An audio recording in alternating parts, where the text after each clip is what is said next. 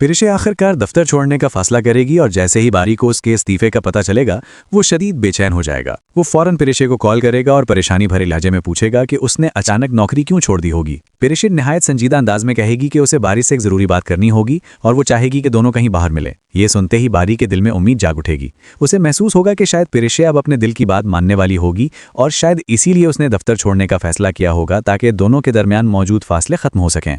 बारी खुशी खुशी मुलाकात के लिए तैयार होगा। वो रास्ते में पेरिशे के लिए खूबसूरत फूलों का गुलदस्ता खरीदेगा और पूरे जोश के साथ उसकी भेजी हुई जगह पर पहुंच जाएगा। वहां पेरिशे को अपने सामने बैठा देखकर उसकी खुशी दीदनी होगी। वो जज्बाती अंदाज में कहेगा कि उसे यकीन ही नहीं आ रहा होगा कि पेरिशे ने खुद उसे बुलाया है। वो अपनी मोहब्बत का एतराफ़ करते हुए ये भी कहेगा कि उसने कभी नहीं सोचा था कि वो किसी के लिए इस हद तक बदल जाएगा, किसी के बगैर खुद को अधूरा महसूस करेगा। पेरिशे खामोशी से उसकी बातें सुनती रहेगी, मगर इस खामोशी के पीछे एक बहुत बड़ा दर्द छुपा होगा। बारी यही समझेगा कि वो शर्मा रही होगी, लेकिन हकीकत ये होगी कि शायान साहब पहले ही पेरिशे को बारी की जिंदगी से दूर रहने पर मजबूर कर चुके होंगे। पेरिशे के दिल में मोहब्बत भी होगी और खौफ भी, इसीलिए उसकी आंखों में खामोश आंसू उतरते जाएंगे। फिर बारी अपने दिल की आखिरी बात कह देगा। वो पेरिशे से कहेगा कि वो उससे बेहद मोहब्बत करता होगा और अपनी पूरी ज़िंदगी उसके साथ गुजारना चाहता होगा। वो उससे शादी की दरख्वास्त करेगा और ये वादा करेगा कि वो उसे दुनिया की हर खुशी देगा। मगर ये लम्हा बारी की उम्मीदों को तोड़ने वाला होगा, क्योंकि पेरिशे दिल पर पत्थर रखकर उसे साफ इनकार कर देगी। वो कहेगी कि ये रिश्ता कभी मुमकिन नहीं होगा, ना इन दोनों का कोई जोड़ होगा और ना ही वो उसके साथ शादी कर सकती होगी। ये सुनकर बारी जैसे अंदर से टूट जाएगा। वो बार बार पेरिशे को समझाने की कोशिश करेगा कि मोहब्बत में अमीरी, गरीबी या हैसियत की कोई अहमियत नहीं होती होगी।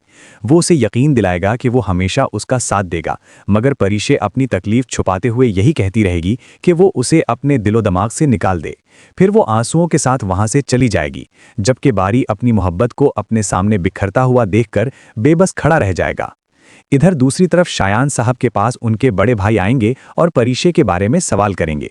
शायान साहब इत्मीनान से बताएंगे कि पेरिशे अब दफ्तर छोड़ चुकी होगी और बहुत जल्द बारी की जिंदगी से भी हमेशा के लिए दूर हो जाएगी।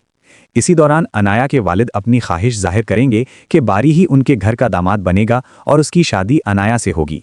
शायान साहब भी बज़ाहिर इस बात से इत्तफाक करेंगे, मगर वो ये कहेंगे कि पहले बारी को ज़हनी तौर पर इस रिश्ते के लिए तैयार करना होगा। यूं कहानी एक ऐसे मरहले में दाखिल होगी जहां एक तरफ बारी अपनी मोहब्बत के टूटने के गम में बिखरता जाएगा, जबकि दूसरी तरफ पेरिशे खामोशी से सारी कुर्बानी अपने हिस्से में लेकर खुद को उसकी ज़िंदगी से दूर करती जाएगी। मगर इन दोनों के दिलों में मौजूद मोहब्बत ख़त्म नहीं होगी, बल्कि यही मोहब्बत आने वाले वक्त में एक नए तूफ़ान को जन्म देने वाली